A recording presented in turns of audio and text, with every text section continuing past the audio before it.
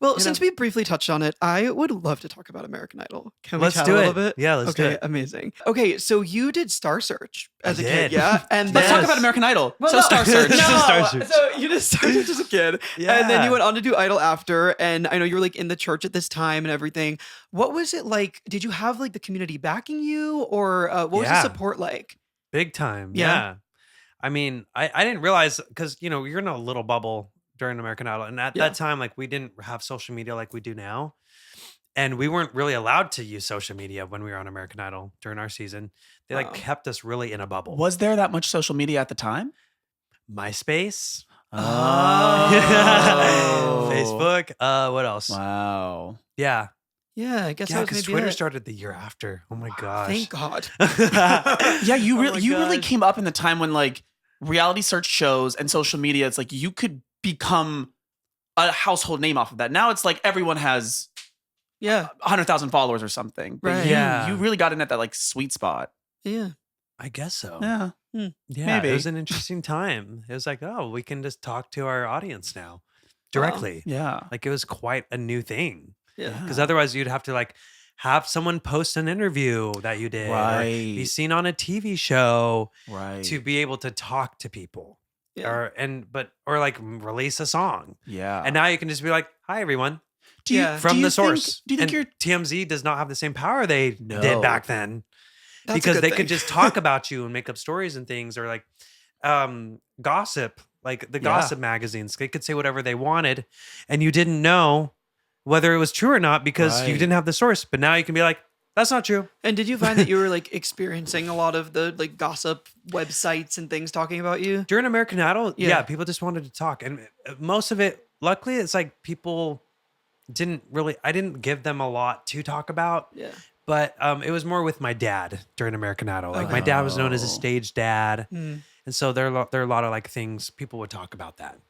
But do you think that it would be better had social media been more of a thing at that time for you to be able to control the narrative or immediately Yeah, have commentary? definitely. Oh, big time. Yeah. Yeah. Yeah, because I feel like sometimes they would use it to their advantage. Sure. It's like, well, people, you can't say anything, so we Sure. can say whatever we want, and people will believe that about you. So it can be very risky, but Do you, because you got to experience fame both on the side where it was you saw it in newspapers or on TV, that was it, and now you have this constant flood of your friend can text you at 2 a.m. saying, "Oh, did you see this on Twitter about you?" right. Is it more stressful now because No. no, I mean, because I was in a different time in my career then. Sure. Yeah. That was like at the peak and like millions of people, like 30 million people watching every week. crazy. So it was like an intense time, like going out in public, and you couldn't go out in public because you had to have security with you.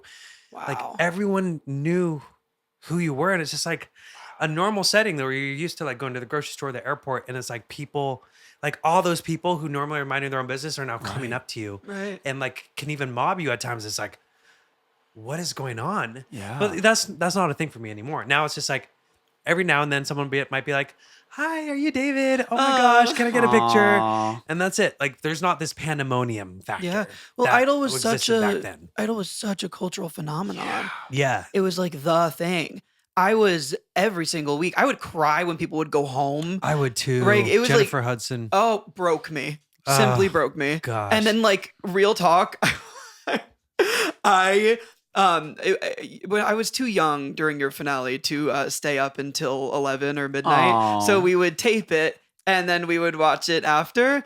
And the next morning, I guess the show ran a little bit late, and I remember it being like, and the winner of American Idol is David. And then it cut, Right. and we had to look it up on the internet. And then I cried. And that's Anthony's first trauma right there. That's my first trauma that I remember in my life. I'm kidding. You know what's interesting is like Tell me. there was a lot of people talking about that. Yeah. Because they were just like, wait, David Archuleta's audience is mostly young. Yeah. Like, why is it this is the first time they're now allowing voting to be 4 hours into the late of night. So it's like, but David Archuleta's fans are going to be in bed by then. So everyone was, so it was a very little- controversial. It was a little rigged. Right, because It was very controversial. especially because, if I may go on to the next question, Go for it. Simon said after your finale performance that you came out here to win, and what we witnessed was a knockout. And then after that, you didn't win. You placed second, which we're talking about. Right. What was that like? I mean, did you go into it going like, okay, yeah, I really do have this in the bag? No, No. I didn't. But I mean, I don't know. It's like I could just tell, like you can just sense the vibe from like backstage too. So it's kind of like interesting. I knew that the producers like Nigel had a lot of beef with my dad. So I knew that there was a lot of resentment there.